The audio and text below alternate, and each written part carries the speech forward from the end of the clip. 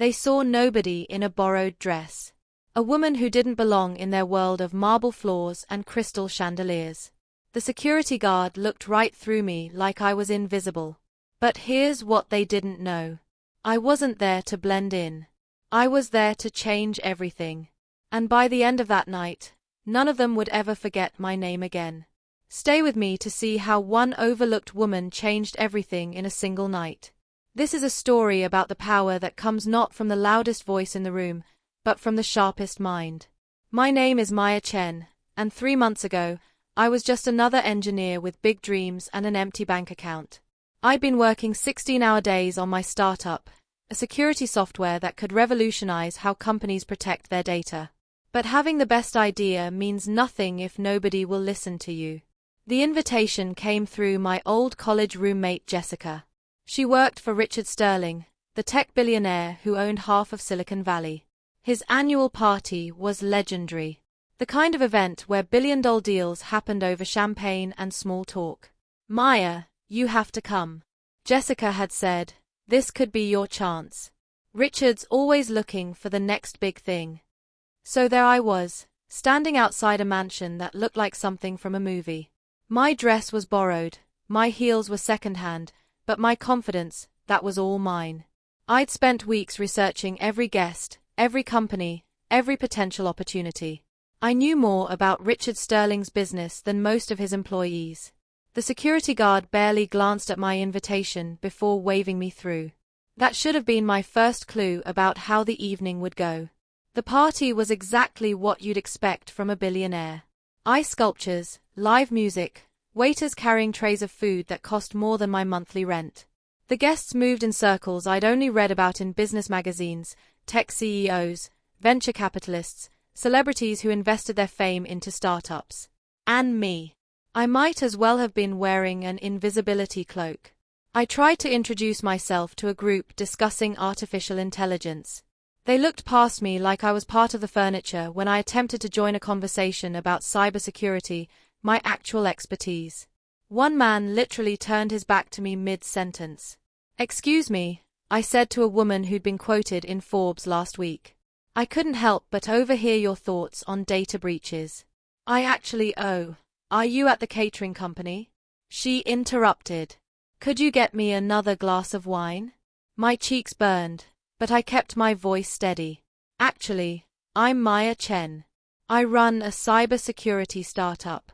She looked confused, like the words didn't compute. "Oh well." And then she walked away. For the first hour, I felt like a ghost haunting my own dreams. People talked around me, through me, but never to me. I watched deals being discussed, partnerships being formed, opportunities being shared among people who all looked the same, came from the same circles, went to the same schools. But here's the thing about being invisible. You hear everything. I learned that Richard's biggest competitor was about to launch a product that would crush his market share. I discovered which investors were pulling out of which deals. I found out about boardroom drama that hadn't hit the news yet. And then I heard something that made my heart race.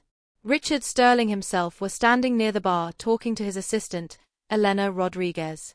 I recognized her from the company website. Sharp, efficient, the woman who actually ran Sterling's empire while he played the visionary. "The Carson deal is falling apart," Richard was saying, his voice tight with stress.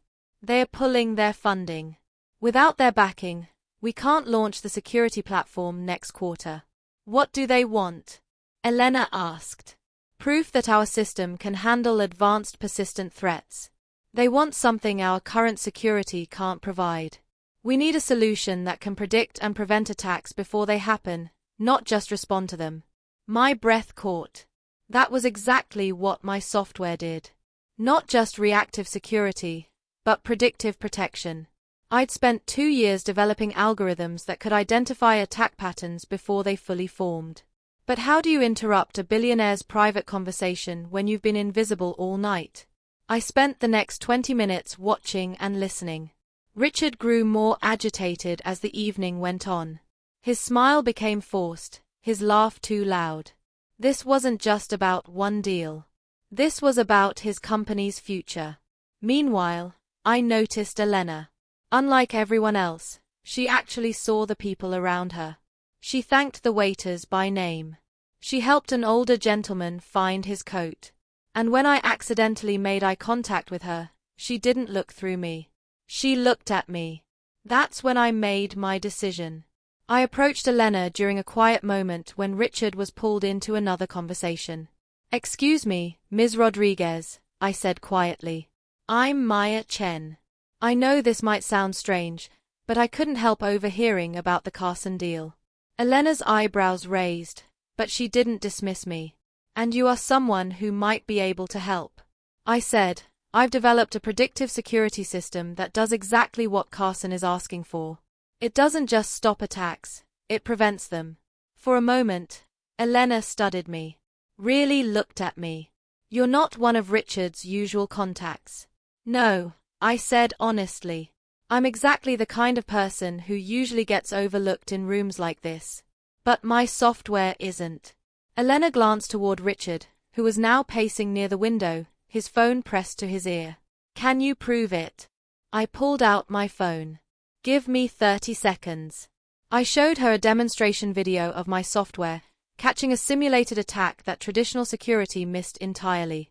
Elena watched, her expression growing more interested with each second. "This is impressive," she said. "But Richard's dealing with a room full of people tonight. Getting his attention won't be easy." "Then I'll wait for the right moment," I said. "I've been waiting for 2 years. I can wait a little longer." That moment came an hour later, and not in the way I expected. Richard had been growing more frustrated as the evening wore on. Phone calls weren't going well. The Carson deal was definitely dead. And then, in a moment of desperation that probably surprised everyone, including himself, he did something I'd never seen a CEO do. He stopped the music. "Ladies and gentlemen," Richard's voice carried across the room, "I'm going to break protocol here and ask for help." The crowd turned toward him. Champagne glasses paused halfway to lips. "Many of you know I've been working on a revolutionary security platform. What you might not know is that I'm facing a challenge I can't solve with my current resources. I need a security solution that can predict cyber attacks before they happen. Not respond to them, not clean up after them, but actually prevent them." He looked around the room. "If anyone here has ideas, expertise, or connections that could help, please find me tonight. This isn't just about my company. This is about protecting every business in the digital age." The room buzzed with quiet conversations. I saw several people approach Richard, but I hung back. I waited until the initial rush died down, until the crowd thinned, until it was just Richard, Elena, and a few close advisors near the bar. That's when I walked over. "Mr. Sterling," I said, my voice calm and clear. "I believe I have the solution you're looking for." Richard turned toward me, and I saw the exact moment his brain tried to place me. He'd probably seen me at his party all evening, but never really noticed me. "I'm sorry. Have we met?" "Maya Chen," I said, extending my hand. "And no, we haven't officially met, but I've been hoping for this conversation all evening." Elena stepped closer. "Richard, this is the woman I was telling you about. The one with the predictive security system." Now I had his full attention. "Tell me more." This was it. This was the moment I'd prepared for my entire career. Traditional cybersecurity is like having a really good ambulance service. I began fast response time, excellent emergency care, but people still get hurt. What if instead of waiting for accidents to happen, we could predict exactly when and where they'd occur? I pulled out my phone and opened my demonstration app. My software doesn't just monitor for known threats. It learns the patterns of how attacks develop, identifies the subtle signals that happen before any actual damage occurs. I showed him the same demo I'd shown Elena, but this time I explained the technology behind it, how machine learning algorithms could predict attack vectors, how behavioral analysis could identify threats before they activated, how my system had achieved a 94% prevention rate in beta testing. Richard listened without interrupting. His advisors leaned in. Even the bartenders seemed fascinated. The Carson Group pulled their funding because they wanted proof of concept. I continued. I can provide that proof. My system is ready for enterprise deployment right now. What kind of testing have you done? One of his advisors asked. 18 months of trials with mid-size companies. My software prevented everything from ransomware attacks to data breaches to corporate espionage attempts. And in the few cases where attacks got through, the system identified them within seconds instead of the industry average of 287 days. Richard's eyes widened. 287 days. That's how long the average company takes to discover they've been breached. I confirmed. My system would have caught those attacks before they started. The conversation that followed was unlike anything I'd ever experienced. Richard asked technical questions that I answered without hesitation. His team threw scenarios at me that I'd already considered and solved. For 20 minutes, I felt like I was speaking my native language after months of translation. And then Richard said the words that changed my life. Maya, I'd like to discuss a partnership. Not just licensing your software, but bringing you on as Chief Security Officer for the entire Sterling enterprise. The room went quiet. I felt Elena smile beside me. I saw Richard's advisors nodding with approval. That's generous, I said, but I have a counter-proposal. Richard raised an eyebrow. I'm listening. Joint venture. Sterling provides the resources and market access. I provide the technology and expertise. We split ownership 50/50 and I remain CEO of the security division. For a moment, nobody spoke. This wasn't how these conversations usually went. People didn't counter-offer Richard Sterling. Then he started laughing. You know what, Maya? I've been surrounded by yes men all evening. It's refreshing to meet someone who knows their worth. He extended his hand. You've got a deal. The rest of the evening passed in a blur. Word spread quickly that Richard Sterling had just partnered with someone new. Suddenly, everyone wanted to talk to me. The same people who'd looked through me earlier were asking for my business card, my contact information, my availability for coffee meetings. But here's what struck me most. I handled it all differently than I would have at the beginning of the evening. I wasn't desperate for their attention anymore. I wasn't trying to prove I belonged. I belonged because I'd proven my worth when it mattered. Brandon Wells, the CEO who'd literally turned his back on me earlier, approached me near the end of the night. Maya, right? I don't think we were properly introduced earlier. I'm Brandon Wells. I smiled politely. We weren't introduced because you were too busy dismissing me. His face wrined. I'm sorry about that. I'd love to make it up to you. Perhaps we could discuss some collaboration opportunities. Perhaps, I said, have your people call my people. Elena has my information. As I walked away, I heard Elena chuckle behind me. On my way out, Richard pulled me aside one more time.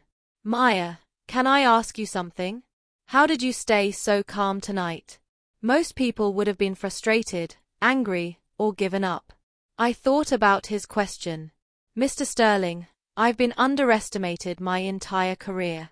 I learned early that the loudest voice in the room isn't always the smartest. Sometimes the most powerful thing you can do is listen, prepare, and wait for your moment. And when that moment comes, you make sure you're ready to seize it. He nodded thoughtfully. That's the kind of wisdom that builds empires. As I walked to my car, the same old Honda I'd driven to the party, I reflected on the evening. 3 hours ago, I was invisible. Now I was Richard Sterling's business partner with a company valuation that had just multiplied by 1,000. But the real victory wasn't the money or the recognition. It was the knowledge that I'd stayed true to myself in a room designed to make me feel small. 6 months later, our joint venture has prevented over 200 cyber attacks across 50 companies. The Carson Group eventually came back with an offer 3 times larger than their original investment. On top of that, I've now been invited to speak at conferences about the power of predictive security.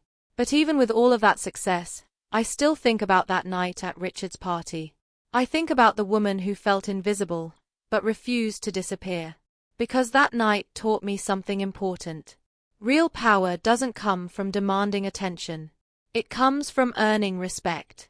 So if you're watching this and you've ever felt overlooked, dismissed, or invisible in a room where you know you belong, remember this. Your worth isn't determined by who notices you. Your worth is determined by what you bring to the table. When your moment comes, be ready for it. Prepare for it. Work for it. And when it finally arrives, don't shrink back. Don't apologize for taking up space. Step forward with quiet confidence, the kind that comes from truly knowing who you are and what you're capable of. Because the world needs your voice, your ideas, and your unique perspective. Don't let anyone convince you otherwise. If Maya's story inspired you to embrace your own quiet strength, make sure to hit that subscribe button and share this video with someone who needs to hear it. And drop a comment below telling me about a time when being overlooked actually worked in your favor. Your story might be exactly the encouragement someone else needs to keep going. Remember, the most powerful revolutions don't always start with the loudest voices. Sometimes they begin with the sharpest minds, quietly waiting for the right moment to shine.